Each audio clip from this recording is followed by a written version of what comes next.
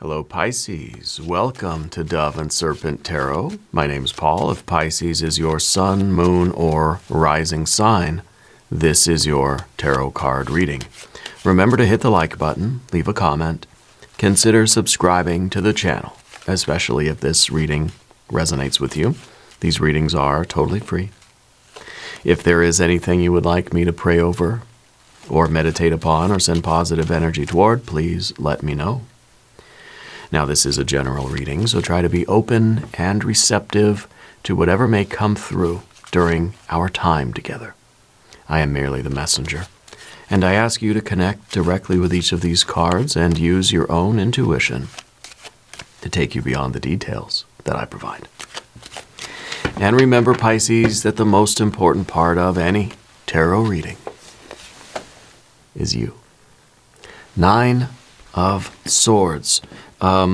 This is the despair. Okay. Now, don't freak out. I know this is a difficult card to start with, but I promise it gets better from here. Okay. Sometimes this is the kick in the pants that we need to get going.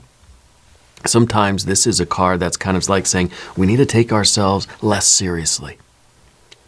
We need to invoke a little bit of that love. We need to invoke a little bit of that fool energy. Okay.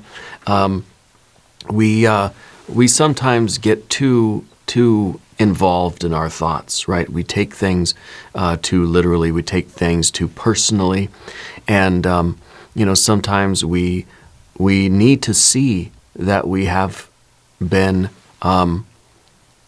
maybe we haven't been so nice to ourselves. Okay, sometimes these swords are pointed at us by us. Okay. And sometimes it feels as if they are swords pointing at us from outside. As soon as we walk out the door, there's the guards with the spears, right, trying to keep us inside. This is the resistance to life. You know, this is something that we need to be aware of. Because if we're not aware of this, if we don't see this, sometimes a painful truth, right? If we're not aware of this, it's going to keep affecting us in a negative way. I'm happy that we started with this card because, to me, this is kind of the worst card in the tarot deck, right? That's as bad as it can get. So let's see what else we've got. Well, now we've got a Prince of Cups. That's 7 of Pentacles. A Knight of Cups. Emperor energy. Look at that. Boss energy. And an Ace of Pentacles.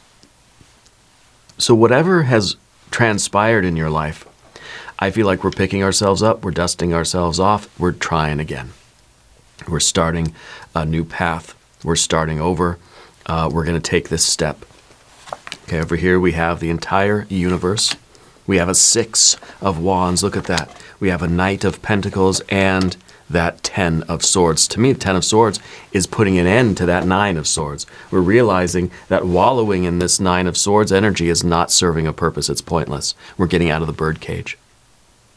Okay, getting out of the birdcage. Let's select a mystery card, bonus card, confirmation card.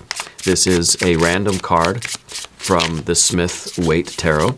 This is the factor infinite and unknown. We're going to set it down right over here with Tiny Bob Ross right on top. Happy little card.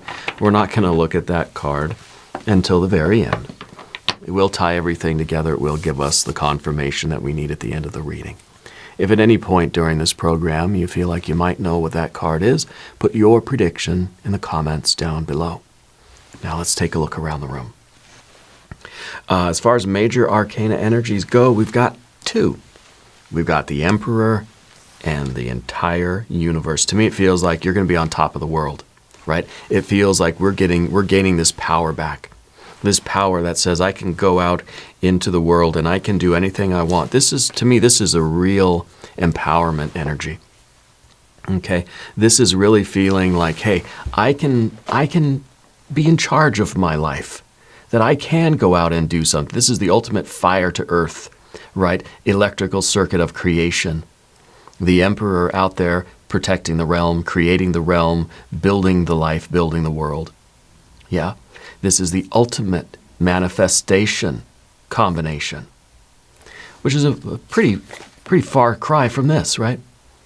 And of course, we have a little bit of fire energy Down here, we've got our water, we've got our air, obviously, and we've got our earth energies too. So we have a little bit of everything.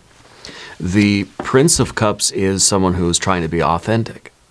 This is somebody who now is like, just be weird, be yourself and express yourself in the way that is unique to you. Well, when we have a Nine of Swords behind it, it may feel like being authentic isn't really safe. Being ourselves was something that maybe we were punished for when we were kids, right? That this is something that I tried to be authentic at one point in life, and it didn't go so well, and now I don't ever want to do it again.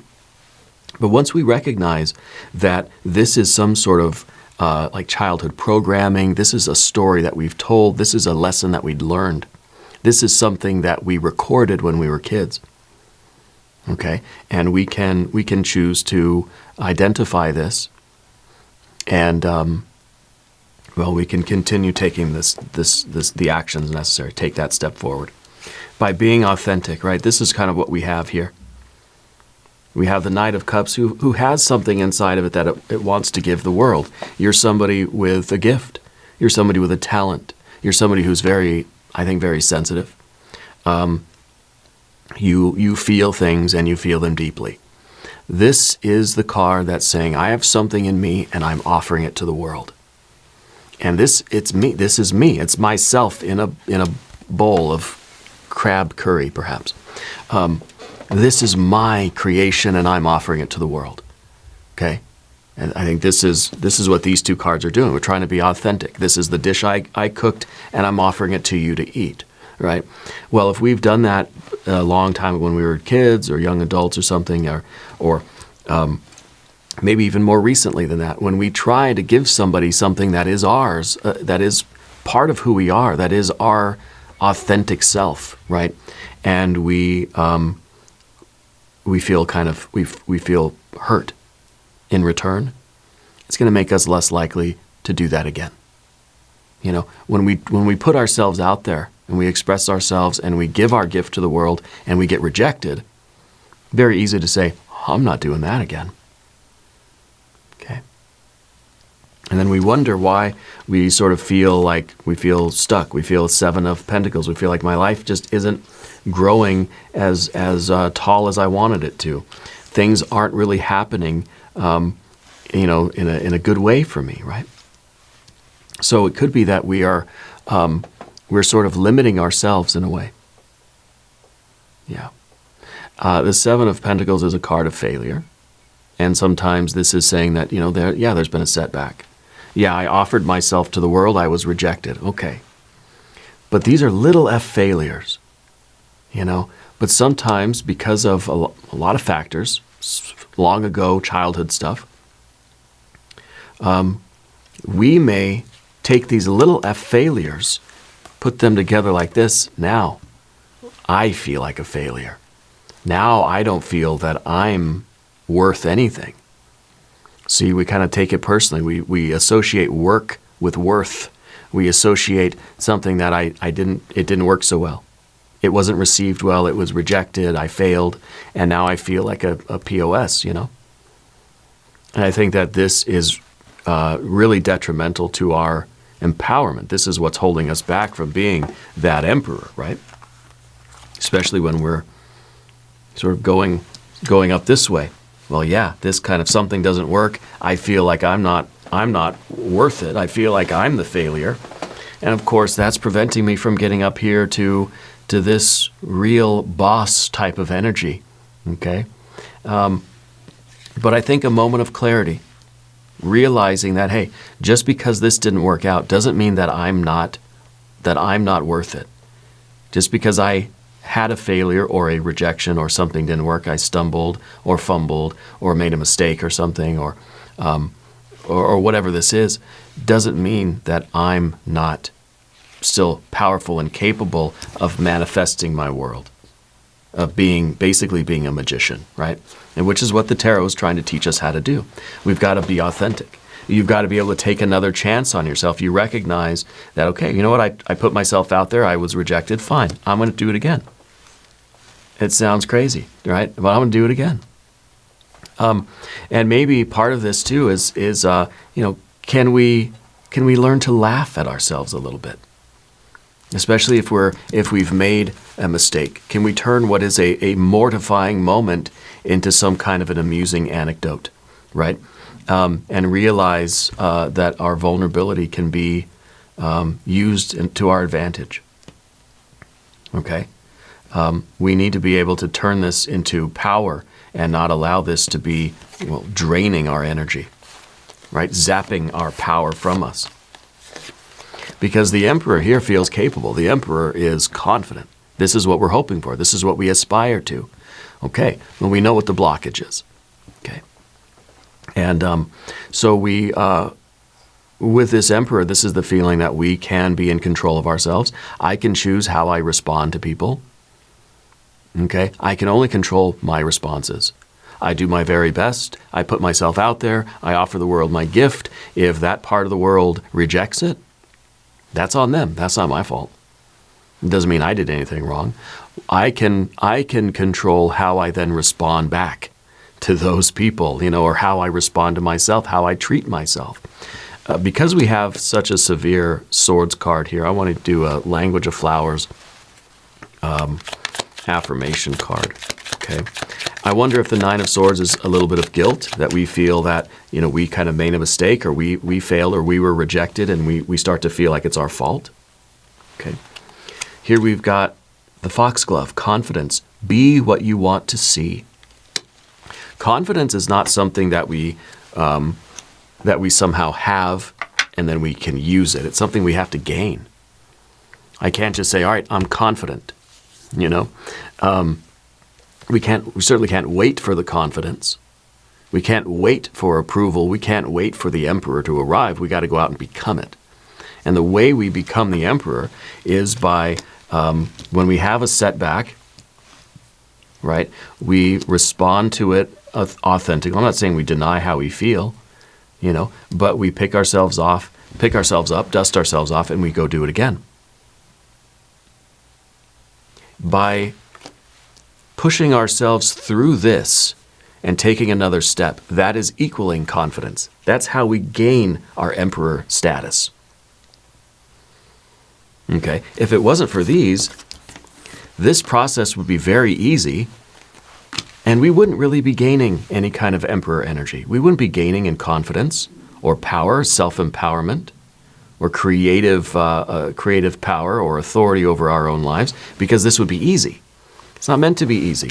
You've got these very difficult cards in your way, so that when you continue to take steps forward despite this energy, you're gaining so much in confidence here. Tremendous gains here. So in some ways, we're thankful for the challenges. We're thankful for the blockages. Okay? We're thankful for the opportunity to go through these challenges and taking that step, because that's what's given us the real strength and power. Okay? So that is your way forward, by doing it again. Okay? That's how we get confidence. If you think you can't, you're right. If you think you can, you're right. Okay? By taking that step forward, we are building up that Emperor energy inside of us. Now, in the path of the Serpent, you got the entire world, as your general energy.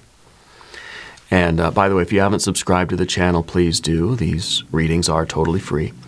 The universe card can be many things, because this is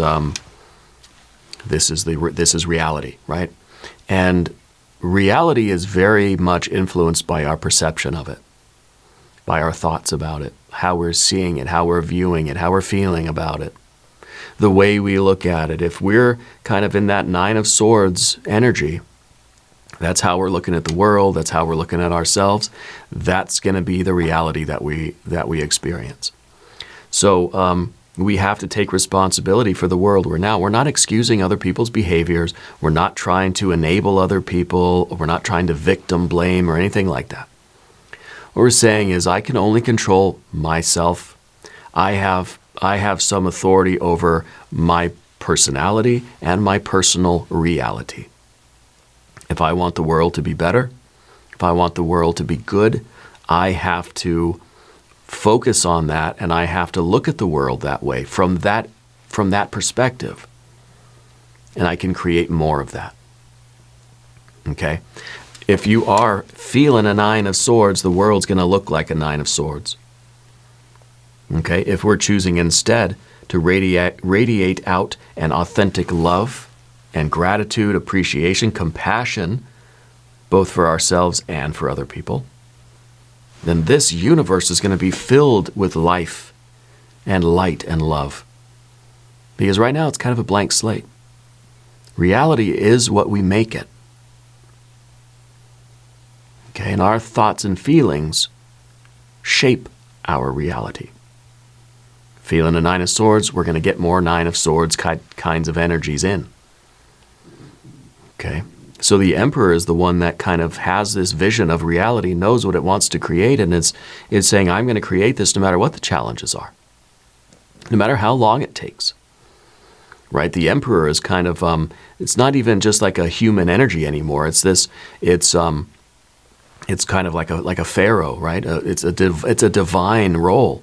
It's a divine, a divine emperor kind of position that we're assuming. So when we're in alignment with our true selves, it's like our human ego has to submit to the true self.